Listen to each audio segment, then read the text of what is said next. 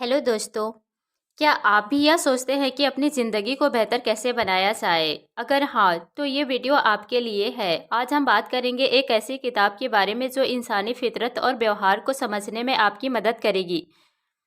The laws of human nature by Robert Greene. इस किताब में बताया गया है कि कैसे हम अपने इमोशन, ख्यालों और कामों को समझ सकते हैं ताकि हम अपनी ज़िंदगी को बेहतर बना सकें। मैं आपसे एक गुजारिश करूंगी, इस वीडियो को बिना किसी डिस्ट्रैक्शन के पूरा देखें और अगर हो सके तो हेडफोन का इस्तेमाल करें ताकि हर एक बात आपके दिल दिमाग तक पहुंच सके। अगर आप तैयार हैं अपनी ज़िंदगी को अगले स्तर पर ले जाने के लिए तो चलिए शुरू करते हैं। चैप्टर 1। मतलब दोस्तों, हमारे फैसले कई बार हमारे इमोशन से कंट्रोल होते हैं जो कई बार गैर तार्किक हो सकते हैं। रॉबर्ट ग्रीन बताते हैं कि हमारे बहुत से फैसले हमारे इमोशंस के चलते गलत हो जाते हैं। कभी कभी हम इतने भावनात्मक हो जाते हैं कि हमारी सोच और सही गलत का अंदाज़ा खो बैठते हैं। इसे ही रेशनल बिहेवियर कहते हैं और ये लगभग हम सभी में होता है। एग्जाम्पल, जैसे कि अगर आप गुस्से में हैं तो आप अपने दोस्त को कुछ ऐसे कह सकते हैं जो बाद में आपको पछताना पड़े। ये फैसला इमोशनल स्टेट में लिया गया था, इसलिए वो सही नहीं था। दोस्तों, जब भी आपको लगे कि आप भावनाओं में बह रहे हैं, थोड़ी देर रुकें, गहरी सांस लें और फिर फैसला करें। इससे आप अपने इमोशंस पर काबू पा सकेंगे और सही फैसले ले पाएंगे। Chapter 2। The law of narcissism. मतलब दोस्तों, हर इंसान अपनी इमेज और रुतबे को लेकर थोड़ा चिंतित रहता है। ग्रीन का कहना है कि हर कोई कहीं ना कहीं थोड़ा नर्सिसिस्ट होता है। हर किसी को अपनी इमेज और सम्मान की चिंता होती है। अगर आप किसी को समझना चाहते हैं तो आपको उनके ईगो को समझना होगा। एग्जाम्पल, अगर आप किसी से बात करते हैं और उन्हें लगे कि आप उनकी बात को नज़रअंदाज कर रहे हैं तो वो रक्षात्मक हो सकते हैं। इससे उनके ईगो को चोट पहुंचती है। लेकिन अगर आप उन्हें ध्यान से सुनते हैं और इज्जत दिखाते हैं तो वो आपसे कनेक्ट होंगे। दोस्तों, इसमें समझने की बात यह है कि अगर आप दूसरों के ईगो का ख्याल रखते हैं तो आपके रिश्ते बेहतर होंगे। Chapter 3। The law of playing. मतलब दोस्तों, हर इंसान अपनी ज़िंदगी में अलग अलग रोल निभाता है। ग्रीन बताते हैं कि हम सभी अलग अलग परिस्थितियों में अलग अलग किरदार निभाते हैं। जैसे आप एक बॉस, दोस्त या पार्टनर हो सकते हैं। हर रोल में हमारी पर्सनालिटी थोड़ी बदल जाती है जो असली खुद से अलग हो सकती है। एग्जाम्पल, आपका कोई दोस्त ऑफिस में बहुत सख्त और गंभीर दिखता हो लेकिन घर पर वो मस्ती भरा और मजाकिया हो सकता है। दोस्तों, जब आप दूसरों के रोल को समझते हैं तो आप उनके साथ बेहतर तरीके से संवाद कर सकते हैं। Chapter 4। The law of compulsive behaviour. मतलब दोस्तों, हमारे व्यवहार में कुछ आदतें होती हैं जो हमारे फैसले को प्रभावित करती है। ग्रीन बताते हैं कि हमारा व्यवहार कई बार हमारे अचेतन मन, डर और बीते हुए अनुभव से प्रभावित होता है। हमें से कई लोग अपनी आदतों को नहीं समझ पाते जो हमारे फैसले को प्रभावित कर सकती है। एग्जाम्पल, जैसे कि अगर आपको हमेशा सबकी बात सुनने की आदत है तो इसका कारण आपका अतीत का कोई अनुभव हो सकता है। दोस्तों, इसमें समझने की बात यह है कि अपने अंदर की जमी हुई आदतों को समझना ज़रूरी है ताकि हम उन्हें कंट्रोल कर सकें और अपने जीवन में सही फैसले ले सकें। Chapter 5। The law of covetousness. मतलब दोस्तों, हर इंसान को किसी न किसी चीज़ की चाहत होती है। हम सबको किसी चीज़ की ख्वाहिश होती है, चाहे वो पैसा हो, ताकत हो या किसी का प्यार। ये चाहत हमारे बर्ताव को प्रभावित करती है।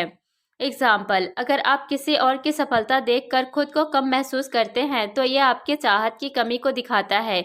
दोस्तों, इसमें समझने की बात यह है कि अपने दिल की ख्वाहिशों को समझना ज़रूरी है ताकि हम अपनी असली चाहत को समझ सकें और सही दिशा में काम कर सकें। Chapter 6। The law of shortsightedness. मतलब दोस्तों, हम शॉर्ट टर्म मुनाफे के लिए लॉन्ग टर्म नतीजों को अनदेखा कर देते हैं। ग्रीन बताते हैं कि हम अक्सर अपनी तुरंत की ज़रूरतों के लिए अपने भविष्य को अनदेखा कर देते हैं। एग्जाम्पल, जैसे कि अगर आप अपनी सेहत को नज़रअंदाज करते हैं तो तुरंत में तो अच्छा लगेगा पर भविष्य में इसका असर पड़ेगा। दोस्तों, इसमें समझने की बात यह है कि अपने फैसलों को लंबे समय के नतीजों के हिसाब से सोचना ज़रूरी है ताकि हम एक संतुलित और सफल ज़िंदगी जी सकें। Chapter 7। The law of defensiveness. मतलब दोस्तों, किसी भी इंसान को समझने के लिए उसके इमोशन को समझना ज़रूरी है। रॉबर्ट ग्रीन बताते हैं कि हम अक्सर उस वक्त डिफेंसिव हो जाते हैं जब हमें लगता है कि कोई हमें जज कर रहा है या हम पर ब्लेम लगा रहा है। ये एक नेचुरल रिएक्शन है। लेकिन अगर हम दूसरों के पर्सपेक्टिव को समझने की कोशिश करें और अपने ईगो को थोड़ा साइड में रखें, तो हम अपने रिलेशनशिप में ट्रस्ट और समझदारी पैदा कर सकते हैं। दोस्तों, जब भी आपको लगे कि आप डिफेंसिव हो रहे हैं, अपने इमोशन को शांत करें और समझने की कोशिश करें कि दूसरा व्यक्ति क्या कहना चाहता है। Chapter 8, the law of self sabotage. मतलब दोस्तों, कभी कभी हम अपने ही दुश्मन बन जाते हैं। इस चैप्टर में ग्रीन बताते हैं कि अक्सर हम अपनी ही सोच या आदतों के चलते अपनी ग्रोथ को रोक देते हैं। ये सेल्फ सेबोटाज का एक रूप है जो आपकी लाइफ और गोल्स पर असर डालता है। अगर आप अपने नेगेटिव बिलीफ्स को पहचान सकें तो आप खुद को इम्प्रूव कर सकते हैं। एग्जाम्पल, अगर आप सोचते हैं कि आप किसी चीज़ के काबिल नहीं है, तो ये थॉट आपको आगे बढ़ने से रोक सकता है। इसलिए पॉजिटिव सोच और सेल्फ कॉन्फिडेंस को बढ़ाना जरूरी है। Chapter 9, the law of repression. मतलब दोस्तों, हम अपने इमोशन को अंदर दबा कर रखते हैं जो कभी कभी फूट सकते हैं।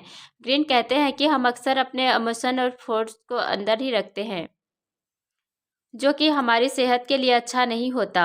ये दबे हुए इमोशन किसी न किसी वक्त बाहर आ ही जाते हैं, इसलिए इन्हें समझना और खुलकर अपने इमोशन को एक्सप्रेस करना ज़रूरी है। दोस्तों, अपने इमोशंस को नियमित रूप से एनालाइज करें और उन्हें एक्सप्रेस करने के लिए ऐसे तरीके चुनें, जैसे लिखना या किसी ट्रस्टेड दोस्त से बात करना। Chapter 10, the law of envy. मतलब दोस्तों, हम अक्सर दूसरों की सफलता को देखकर अपनी ज़िंदगी को कंपेयर करते हैं। ये चैप्टर ईर्ष्या और तुलना के बारे में है। ग्रीन कहते हैं कि ईर्ष्या एक ऐसा इमोशन है जो हमें अपनी ज़िंदगी और गोल से दूर कर सकता है। अगर आप अपनी ईर्ष्या को कंट्रोल कर सकते हैं तो आप अपनी ग्रोथ पर फोकस कर पाएंगे। दोस्तों, किसी और की सफलता से इंस्पायर होना सीखें और अपनी जेलसी को कंस्ट्रक्टिव डायरेक्शन में डालें। Chapter 11, the law of grandiosity. मतलब दोस्तों, कभी कभी हम अपनी सफलता को लेकर ओवर कॉन्फिडेंस हो जाते हैं। ग्रीन बताते हैं कि सफलता के साथ साथ हमारे अंदर ग्रैंडियोसिटी भी आ सकती है जो हमारे पर्सपेक्टिव को नैरो बना देती है। ये ओवर कॉन्फिडेंस हमें गलत डिसीजन लेने पर मजबूत कर सकता है। दोस्तों, अपनी सफलता और असफलता दोनों को बैलेंस में रखें और हमेशा सीखने का एटीट्यूड बनाए रखें। Chapter 12, the law of gender rigidity. मतलब दोस्तों, जेंडर गोल्स को समझना हमारे रिलेशनशिप को स्ट्रॉन्ग बना सकता है। ग्रीन कहते हैं कि समाज में जेंडर से जुड़े कुछ स्टेरियोटाइप्स होते हैं। अगर हम इस आइडिया को छोड़कर अपने इमोशन और गोल की क्वालिटीज़ को नेचुरलिटी एक्सप्रेस करें तो हम खुद को और बेहतर समझ पाएंगे। Chapter 13, the law of aimlessness. मतलब दोस्तों, अगर आपके पास क्लियर गोल नहीं है तो आप अपनी ज़िंदगी में डायरेक्शन खो सकते हैं। यह चैप्टर हमें सिखाता है कि फोकस्ड और क्लियर गोल होना कितना ज़रूरी है। उद्देश्यहीनता हमें कंफ्यूज और खोया हुआ महसूस करवा सकती है। ग्रीन सुझाव देते हैं कि आप अपने लाइफ का एक क्लियर पर्पस सेट करें और उस पर काम करें। दोस्तों, अपने गोल्स लिखें और उन पर स्मॉल एक्शनेबल स्टेप बनाएं ताकि आप फोकस्ड रहें। Chapter 14, the law of conformity. मतलब दोस्तों, हम सब सोशल क्रिएचर हैं और अक्सर सोसाइटी के नॉर्म्स को फॉलो करते हैं। ग्रीन कहते हैं कि हम कभी कभी अपने आप को ग्रुप के साथ मैच करने के चक्कर में अपनी असली सेल्फ को खो देते हैं। अगर आप अपनी इंडिविजुअलिटी को समझ सकें तो आपको अपनी ज़िंदगी में ट्रू हैप्पीनेस और सेटिस्फैक्शन मिल सकती है। Chapter 15, the law of fickleness. मतलब दोस्तों, हम अक्सर अपने चॉइसेस और प्रायोरिटीज़ को फ्रीक्वेंटली बदलते रहते हैं। ये चैप्टर हमें सिखाता है कि स्टेबिलिटी और कमिटमेंट कितने इंपॉर्टेंट होते हैं। अगर हम अपने डिसीजन में स्थिर रहें तो हमें सफलता ज़्यादा जल्दी मिल सकती है। दोस्तों, अपने गोल्स और प्रायोरिटीज़ को सोच समझ कर सेट करें और उन्हें बार बार चेंज ना करें। Chapter 16, the law of aggression. मतलब दोस्तों, हमारे अंदर आक्रामकता का एक नेचुरल इंस्टिंक्ट होता है।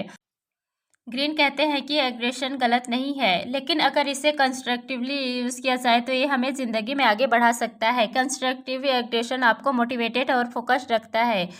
Chapter 17, the law of generation of mile. मतलब दोस्तों, हर जनरेशन का अपना एक यूनिक पर्सपेक्टिव होता है जो दूसरी जनरेशन के समझ से बाहर हो सकता है। इस चैप्टर में एक ग्रीन बताते हैं कि हर जनरेशन का अपना एक व्यू और अप्रोच होता है, लेकिन अगर हम अपने से पहले या बाद की जनरेशन को समझ सकें तो हम अपनी समझ को और ब्रॉडेन कर सकते हैं। Chapter 18, the law of death डिनाइन।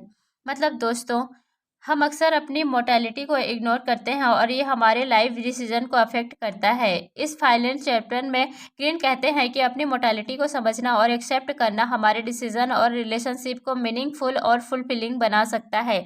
जब हम अपने एंड को समझ लेते हैं तो हम लाइफ में जो भी करते हैं उसमें ज़्यादा मीनिंग और पर्पस ला सकते हैं। हमने the law of human nature के सभी 18 चैप्टर को ग्रीफ में समझा। ए लॉज आपको अपने और दूसरों के बिहेवियर को डीपली समझने में मदद करेंगे, जो आपके डिसीजन और रिलेशनशिप में पॉजिटिव इम्पैक्ट ला सकते हैं। अगर आपको ये वीडियो वैल्यूएबल लगा हो तो लाइक करें, शेयर करें और हमारे चैनल ऑडियो बुक को सब्सक्राइब करें। Thank you. मिलते हैं नेक्स्ट वीडियो में। धन्यवाद।